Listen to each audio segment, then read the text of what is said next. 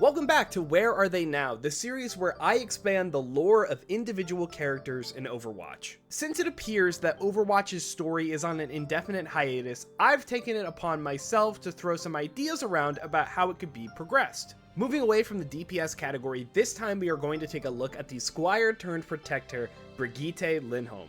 Let's quickly get the ground rules out of the way. 1. This is a creative exercise and it's all for fun. I by no means think that they have to take these characters in this direction.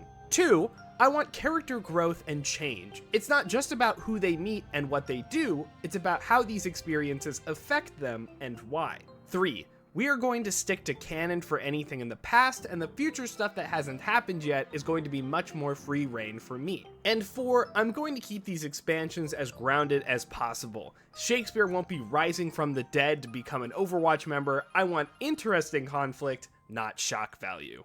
With those laid out, I think a great place to start would be the Omnic Assault on Torbjorn's factory in Gothenburg. You may recall that Brig was Reinhardt's squire, taking care of him on his travels while also working on her own armor in the process. Brig learned a lot in that time and felt comfortable joining Overwatch and having to juggle the many personalities of the new crew. Of course, she has particularly a lot of experience with headstrong German men who like to swing before they think. With her combined experience fighting with Reinhardt and extensive knowledge of her father's engineering techniques, Brig was a valuable asset leading the charge during the attack of Gothenburg. After their victory, Torb and Rein approached her with a proposition. Even though she was a new member of the Overwatch team, she has shown maturity and leadership beyond her years. With the influx of the newer, younger generation of Overwatch, there is no doubt that some of them would need guidance working in the new environment. They thought that Brig would be an excellent choice for this kind of role. However, Brig was initially skeptical of this idea. She has only ever occupied supplementary roles and didn't want to step out of line in the new Overwatch. She also was familiar with all the new members of Overwatch and didn't really think that any of them needed or frankly wanted her help. And since the Omnic Crisis was in full spring, it wasn't likely that a newcomer would miraculously fall out of the sky. Well, one actually did. See, Juno's crash landing caused quite a stir for Overwatch, as not only did they have to help their new Martian friend, they now have to worry about how they are going to assist the Mars colony. While May went to the Red Planet for both personal and scientific reasons, check out my previous video to learn about that, many of the senior members of Overwatch were scrambling trying to figure out how to best allocate resources between all of the new problems. This left poor Juno to be largely forgotten and confined to Watchpoint Gibraltar while they figured out a plan for her.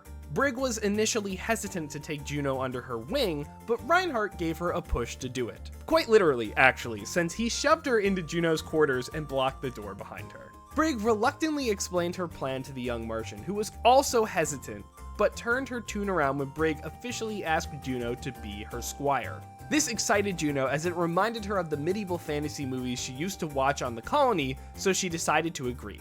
Now, Juno was confined to the Overwatch base, so the initial training had to be done only in Watchpoint Gibraltar. While she was trying her best, Brig could tell that not only was the faux field practice not doing much, but Juno had began longing for the outside world. All her life, she had seen stories of where her parents came from, and once she finally got the chance to explore that planet, she got trapped inside concrete walls. It reminded her more of her time on Mars than it did of the new, exciting Earth. Attempting to keep up their mission, Brig decides to do something bold. With the help of a distraction from Rein, Brig sneaks Juno out of the base in an Overwatch jet equipped with everything that they would need and more.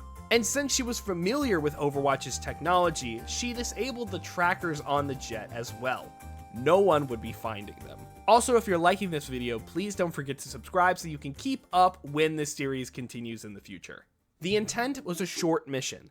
See a couple of places, learn a couple of real-world skills, and go back to the base to minimize the trouble they would inevitably be in. Very quickly on the journey, though, Brig had to work around a couple of unexpected roadblocks relating to Juno's personality. Brig is no stranger to larger-than-life characters, but Juno provided a different outlook on the world. She was both very eager and could get ahead of herself, but also very anxious and constantly doubted her abilities. This often led the two of them to stumble into problems that would then have to be solved solely by Brig because Juno would shut down, or more accurately, run away. For instance, when touring medical universities in Switzerland, where Mercy got her education, Juno got very energized by the amount of knowledge that was around her. As she zipped around the room, she lost control over her flight modules, knocking over and breaking a machine incubating baby birds. Brig started barking orders to Juno about getting the birds to safety while immediately getting to work fixing the machine. Overwhelmed by the guilt she felt and her slow response to Brig's orders,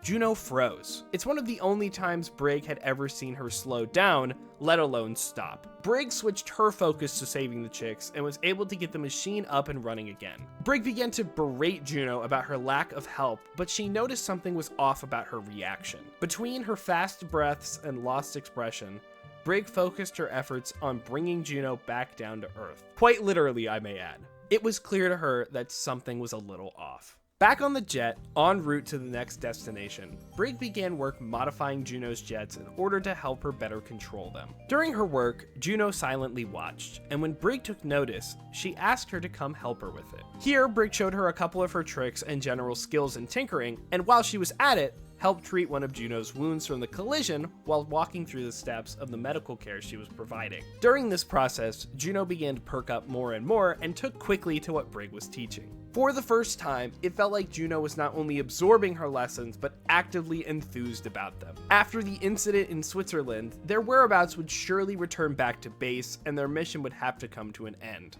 After one last pit stop, of course. At this point, Brig had only brought Juno to places related to medical knowledge or engineering, like her father's workshop. But the final stop was for a different lesson. To give Juno a real piece of history, Brig brought her to the ruins of Eichenwalde. Brig showed Juno that even though the stories she had grown up with are fun and full of excitement, the battlefield is a real place with real consequences. She told the story of her godfather and his commander's noble sacrifice and reminded Juno that sometimes there aren't second chances when it comes to war. Juno heeded these words as they explored the ruins. But while Juno was inspecting an Omnic that looked very similar to the one she had met in Gothenburg, it turned on and fired a single volley before turning back off again. Juno, light on her feet, was able to avoid it.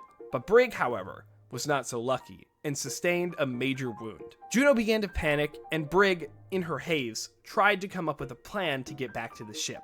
But to her surprise, it wasn't needed. Juno immediately started the first aid routine she had been taught, and to a staggeringly efficient degree. She was able to stop the bleeding, but Brig still needed to get back to the ship for the rest of her care. So Juno attempted to carry Brig and fly back, but her boosters could not carry the both of them. While some panic started to set in, she looked around the room and found the answer that she was looking for. It was a rocket hammer left there from a German soldier. She pried off two of the rockets and, with the knowledge she gained from Brig, attached them to her boots. The job was somewhat haphazardly done, but the results spoke for themselves. She grabbed Brig and the two of them shot out of there and back to the ship. While Juno began the rest of the procedures, Brig activated the autopilot and turned on the GPS with a distress signal to get them back home ASAP.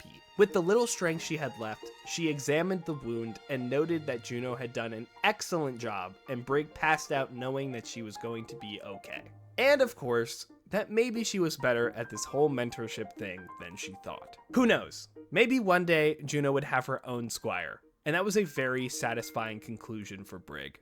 And the conclusion to this video. Thank you guys so much for watching this series. If you guys wouldn't mind subscribing, I would really appreciate that. It does support me a lot, and I've been growing pretty quickly recently. So if you want to see more of this stuff, please go ahead and do that. And of course, don't forget to like and comment about what you saw in this video and the things that you liked, and maybe some of your own ideas about where they could take these characters. And of course, whoever you want to see next. I also stream live at twitch.tv/LaneHemingway, doing general Overwatch discussions and of course, playing a lot of the game. It's a great way to talk to me directly. Join my Discord if you want to get into my community and maybe give me a hot take or something like that. Alright, thank you guys so much for watching. I will see you on the next one.